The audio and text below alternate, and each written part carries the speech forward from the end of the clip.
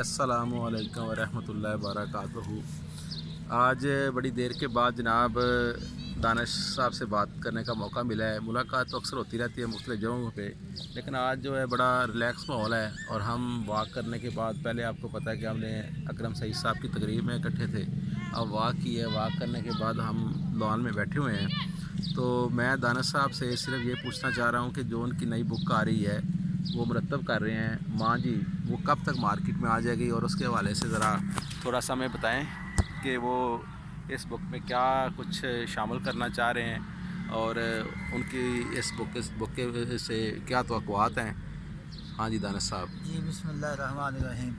शाह जी कहते ने मादरी ज़बान च गल करिए ना तो जज्बात का इजहार फिर होता है। सही। कौमी ज़बान साड़ी उर्दू है, ठीक है, मन्नने आ, लेकिन असल जज्बात का इजहार पंजाबी ज़बान है। प्रोग्राम अज पंजाबी ज़बान का सियाबू सीटे किताब अकरम सईद साहब की वो सुन के आए हैं। उत्थे प्रोफैसर हज़रात सारे ਜਿਹੜੇ सन वो पंजाबी जी गल्लां करते सन पे।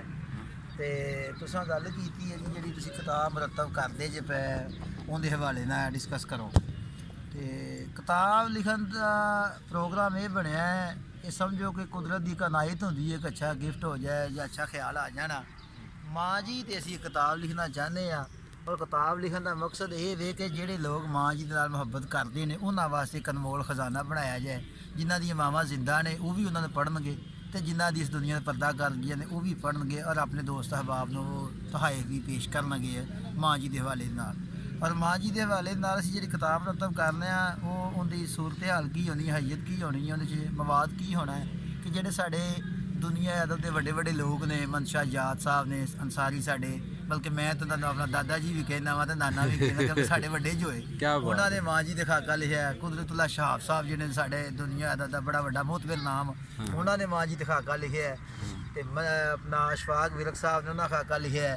मजीद होर काफ़ी बंदे ने, अमजद तफैल साहब ने उन्होंने लिखा खाका। तो असी इन्होंने लोगों के जो इफ्तिखार चीमा साहब जोड़े माशाअल्लाह जोड़े ने उन्होंने खाका लिखा है। तो असी वो खाके जोड़े ना एक जगह पर इकट्ठे करके तो असी किताबी शक्ल च लैके आवांगे। और कुछ साढ़े दोस्त ऐसे ने, साढ़े उस्ताद ने, साढ़े भाई ने, साढ़े वड्डे ने, उन्होंने असी रिक्वेस्ट करके उन्होंने कहा कि तुसी भी अपने वालदैन का वालिदा का जिक्र करो, जिन्होंने पीरो मुर्शद सैयद नसीर हसन शाह साहब ने उन्होंने रिक्वेस्ट की है कि तुसी भी अपनी वालदा का खाका लिखो। इन्हों का खाका पढ़ने का मज़ा इस तो ज़्यादा होना है कि चंद दिन पहले इन्हों की वालदा ने पर्दा फरमाया है। तो ये जोड़े लम्हात होंगे ना, जज्बात ताज़ा होंगे ने, मुहब्बत के, अकीदत के, रहने तो ताज़ा ही ने सारी उम्र, लेकिन जो विसाल किया तो उस तो बाद ज़्यादा जो जज्बात होंगे ने। इन्हों को खाका लिखवावांगे। डॉक्टर तारक अजीज साहब ने जिन्हें ड्रामा गेस्ट हाउस लिया सी रैम्बो वाला, उन्होंने को लिखवावांगे। और डॉक्टर अब्दुल करीम खालिद साहब ने मेरे रिसर्च के सुपरवाइजर ने, उन्होंने को खाका लिखवावांगे। मतलब कि इस तरह असी खाके लिखवा के और जो लिखे ने उन्होंने असी सिलेक्ट करके असी किताबी शक्ल च लैके आवांगे। तो कोशिश ये वे कि असी जी ना जल्द तो जल्द जड़ा नहीं ये किताबी शक्ल च माँ जी के हवाले ना लैके आइए, ताकि दोस्त अहबाब की मुहब्बत भी ताज़ा रहे। गल ये कि माँ के नाल मुहब्बत का इजहार है, ठीक है जी, जन्नत माँ के कदमों तले है, ठीक है जी। तो ये माँ का इजहार तुसी किसी तरीके नाल भी कर सकते जी। ये माँ का इजहार असी किताबी शक्ल च लैके आवांगे। बहुत खूब जी, बहुत खूब, बहुत अच्छी। असल ना जी ये जो मेरे नाल जिहड़े दानिश साहब ने मौजू डिस्कस किया ना जी, तो उस वक्त मेरी वालदा दुनिया तो जा चुके सन। तो मैं इन्होंने बड़ा एप्रीशिएट किया। मैं कहा दानिश साहब तुसां एक बड़ा ना, क्योंकि मैं मुख्तलिफ लोगों के कालम पढ़े सन इस मौजू पर, और वाकई मैनू उन्होंने लोगों के जज्बात, बड़े बड़े वड्डे लोग ने। मैं इरशाद भट्टी का इंटरव्यू सुन रहा सा, और वो कहता कि मैनू तो नहीं पता है कि मेरी माँ मैनू छाबे च रख के रोटी दिंदी सी। कहता मैं तो अपनी माँ की तस्वीर भी नहीं बना सकता, तो ना ही मेरे को कोई तस्वीर है वे। यानी कि बड़े बड़े वड्डे लोग जिहड़े ने इस कमी को महसूस करते हैं। तो असी भी तुसीं देख लो साढ़े वज़ीर आज़म पाकिस्तान, चलो उन्होंने जिस तरह का मर्जी किसी को इख्तलाफ हो, लेकिन उन्होंने अपने वालद के नाँ से नहीं, किसी होर के नाँ से नहीं, उन्हें अपनी वालदा मोहतरमा के नाँ से शौकत खानम हॉस्पिटल बनाया, जोड़ा कि हमेशा कैमो दैम रहना है।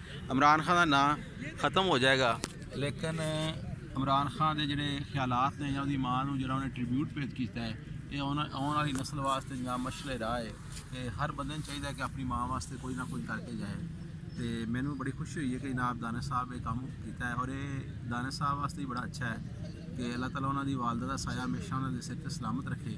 लेकिन दानिश साहब जिंदा माँ से भी लिखा जा सकता है, जो भी उस तो बंदा इंस्पायर होता है, तो माँ तो माँ ही होती है। मैं तो कोई बंदा ऐसा नहीं देखा हुआ कि जिन्हें अपनी माँ की कमी पूरी किसी और औरत ने की हो। ਇਸ ਵਾਸਤੇ ਅਸੀਂ ਦੁਆ ਦੇਵਾਂਗੇ ਕਿ ਜਿਨ੍ਹਾਂ ਦੀਆਂ ਮਾਵਾਂ ਜ਼ਿੰਦਾ ਨੇ ਉਹ ਖੁਸ਼ ਖੁਰਮ ਰਹਿਣ, ਤੇ ਜਿਨ੍ਹਾਂ ਦੀਆਂ ਮਾਵਾਂ ਦੁਨੀਆ ਤੋਂ ਜਾ ਚੁੱਕੀਆਂ ਨੇ ਉਹ ਉਹਨਾਂ ਵਾਸਤੇ ਕੁਛ ਨਾ ਕੁਛ ਕਰਨ। ਬਹੁਤ ਸ਼ੁਕਰੀਆ ਜੀ।